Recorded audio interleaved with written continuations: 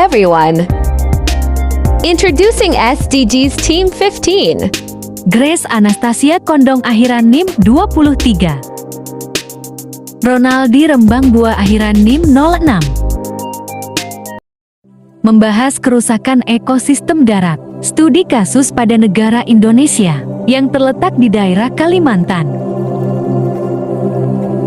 Adapun alasan kami memilih membahas daerah tersebut.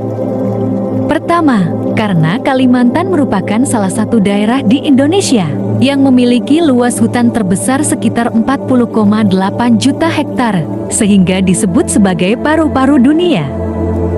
Kedua, faktor ditetapkan Kalimantan sebagai ibu kota baru Indonesia sehingga adanya pemulihan nyata lingkungan. Terjadinya masalah deforestasi lahan secara besar-besaran akibat kebakaran hutan. Deforestasi merupakan pengubahan area hutan menjadi lahan tidak berhutan atau hilangnya tutupan hutan secara permanen untuk aktivitas manusia. Pembebatan hutan Kalimantan tersebut sudah lama terjadi semenjak masa Soeharto, di mana hutan dikeruk habis-habisan. Hutan Kalimantan salah satu potensi yang cukup besar dalam menyumbang pendapatan daerah. Pohon ditebang, kayu diekspor ke berbagai negara, yaitu Taiwan, Korea Selatan, dan Jepang. Hilangnya tutupan hutan ini disebabkan oleh ekspansi perkebunan sawit dan pertambangan.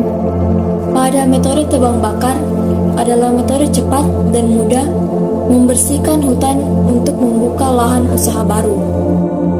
Akibat dampak tersebut, banyak satwa hewan mati habis hangus terbakar. Asap tebal kebakaran hutan menjadi dampak yang dirasakan oleh warga daerah sehingga harus menggunakan masker saat keluar rumah. Banyak pedagang kaki lima tutup akibat kualitas udara sangat buruk dan jarak pandang menjadi tidak jelas. Aktivitas warga pun menjadi terhambat. Bahkan asap kebakaran tersebut menjadi polusi udara di wilayah negara tetangga seperti Malaysia, Singapura, dan Brunei Darussalam. Adapun penurunan luas tutupan pohon Kalimantan dalam hektar tahun 2001 sampai 2020. Kalimantan Barat terdapat 3,58 juta, Kalimantan Tengah terdapat 3,47 juta, Kalimantan Selatan terdapat 815.000, Kalimantan Timur terdapat 3,46 juta. Eksploitasi Kalimantan berlanjut dengan babak baru. Pada kelapa sawit, menurut Charles Palmer, faktanya adalah banyak area hutan moratorium, yaitu area dalam tekanan ekonomi rendah. Maksudnya, area tersebut memang tidak dalam ancaman atau risiko deforestasi. Walaupun ada efek penurunan deforestasi, namun dampaknya relatifnya kecil.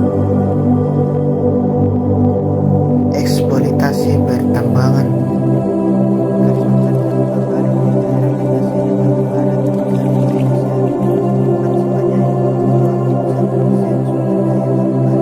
Namun akibat pertambangan, bencana berlarut kini belum diselesaikan.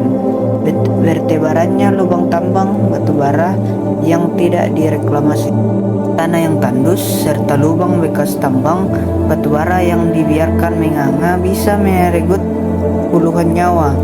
Ini merupakan pekerjaan besar yang harus diselesaikan pemerintah.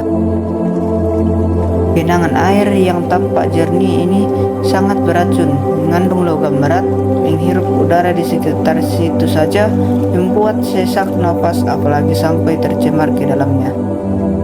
Bahkan sudah banyak korban yang tewas terkena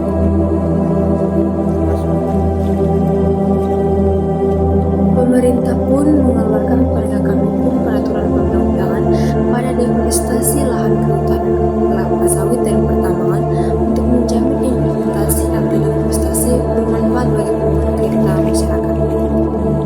Adapun tujuan menjaga ekosistem darat yaitu melindungi, merestorasi, dan meningkatkan pemanfaatan kelanjutan ekosistem darat, mengelola hutan secara lestari, menghentikan pemburuan, memulihkan degradasi lahan, serta menghentikan kehilangan keanekaragaman hayati. Adapun tujuan tujuan pada tahun 2020 yaitu memastikan bahwa konservasi, restorasi dan pembinaan yang berkelanjutan dari ekosistem terestrial dan air darat dan pelayanannya 4G khususnya hutan, rawa, pegunungan, dan daratan sejalan dengan kebijakan di bawah perjanjian internasional. Pada tahun 2030, memastikan konservasi ekosistem pegunungan termasuk keanekaragaman hayati agar dapat meningkatkan kapasitasnya untuk memberikan manfaat esensial bagi pembangunan berkelanjutan. Sekian video pemaparan kelompok 15.